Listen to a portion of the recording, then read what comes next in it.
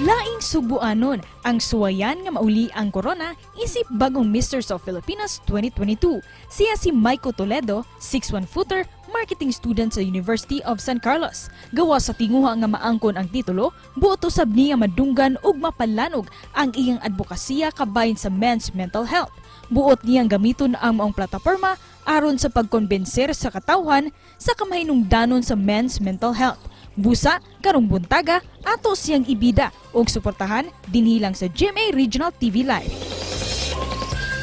Atong ilaylahon karong buntaga makapuso 22 anyos nga mo representar sa Cebu City sa umaabot nga Misters of Filipinas 2022 Maiko Toledo. Mayong buntag, Maiko, welcome sa GMA Regional TV Live. Pakigreet una sa atong mga kapuso nga nagtan-aw ron.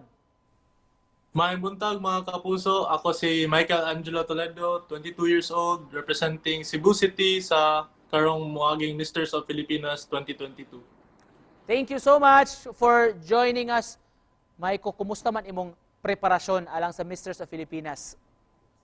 Karon nag-prepare jud tag maayo sa ato lawas sa atong Q&A o sige tag pagpangadji usa para maka-title ta aning Misters of Filipinas pohon.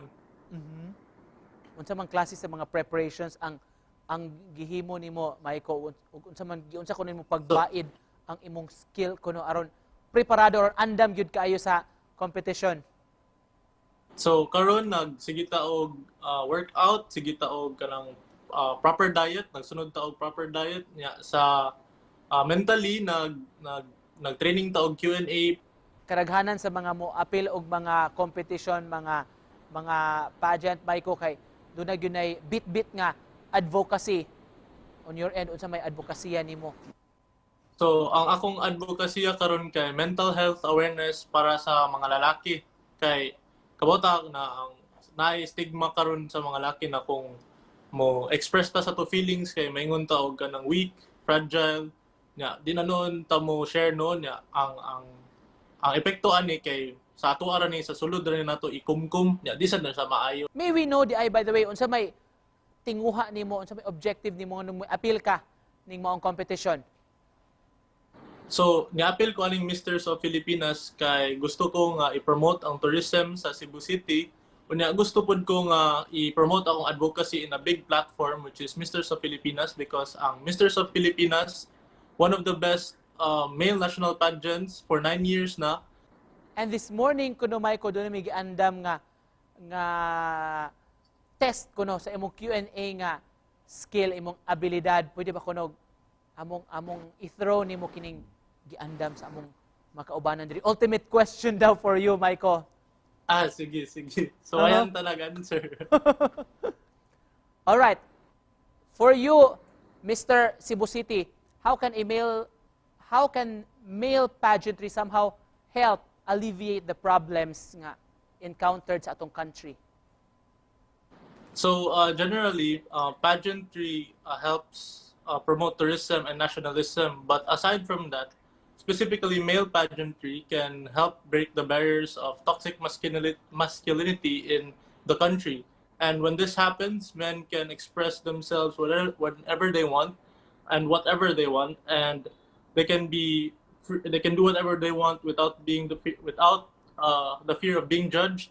And through this, men can be productive and can be holistic in the community and society. And I think that's what the male pageantry can contribute in the society, breaking the barriers of toxic masculinity. Very well said. Thank you so much, Maiko Toledo, makapuso from Cebu City. At this time, pwede bang ma-invite ni mo, Maiko, kanus adi ay ang Misters of Filipinas pageant? And in what way masuportaan ka sa mga sugbuanon?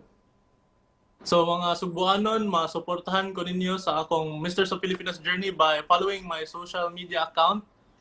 Sa Instagram, that's @MaikoTols, Facebook, Maiko Toledo, and TikTok @MaikoTols3. So ang coronation night may tabo karong October 16. Just to close this, Maiko, message nimo sa atong mga kapuso nga nagtan-aw karon. Mga kapuso, suportahin taon ko ninyo karon sa moaging Misters of Filipinas. Kailangan jud nako inyong suporta para makadaog ang Cebu City, and salamat ka ninyong tanan. pila ka semana na lang og mahitabo na gyud ang Misters of Filipinas. Thank you so much for joining us this morning og good luck nimo, Maiko. Thank you. Salamat. Thank you.